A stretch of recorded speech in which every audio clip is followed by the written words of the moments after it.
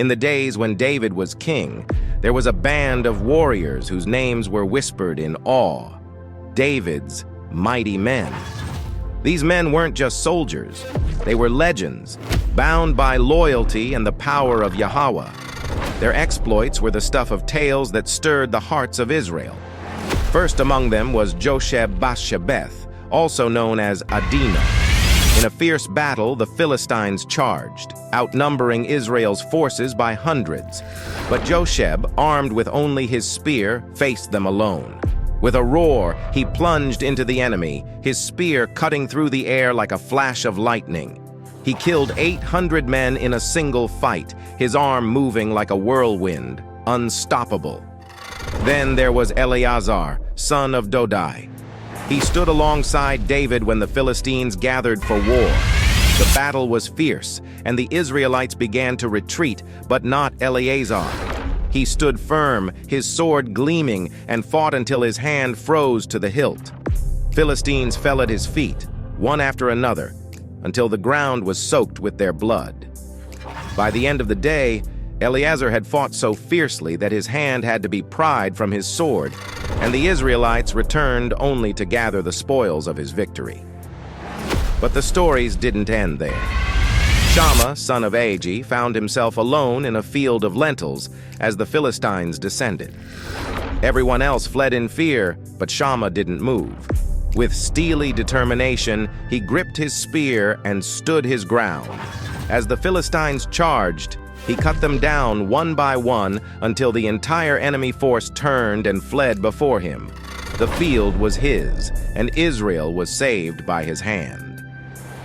One of the most daring moments came when David, thirsty and longing for the waters of Bethlehem, sighed, "Oh, that someone would get me a drink from the well near the gate." The city, however, was held by the Philistines.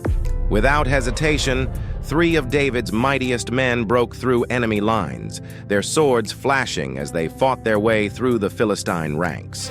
They reached the well, drew water, and fought their way back, the clash of metal echoing across the valley.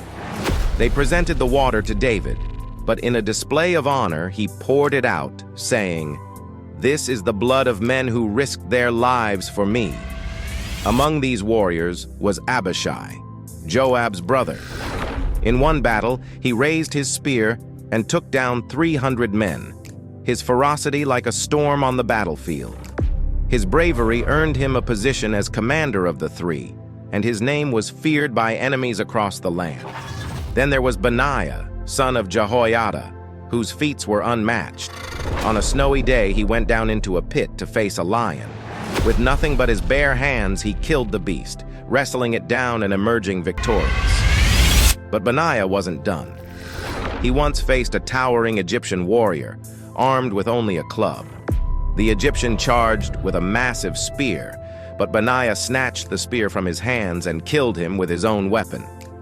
His reputation spread far and wide, and David made him the captain of his personal bodyguard. The mighty men weren't just soldiers.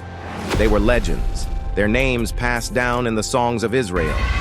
They faced impossible odds and emerged victorious, time and time again, their courage unmatched and their loyalty unbreakable. Each one of them fought not just for David, but for Yahawah and for the future of Israel.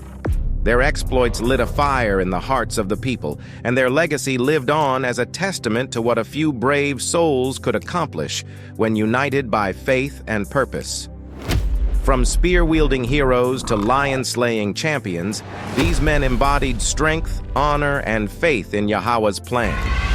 David's kingdom was built on the shoulders of these warriors, and their stories would inspire generations to come. If you enjoyed this story, please subscribe, share, like, and comment. Thank you, and see you soon.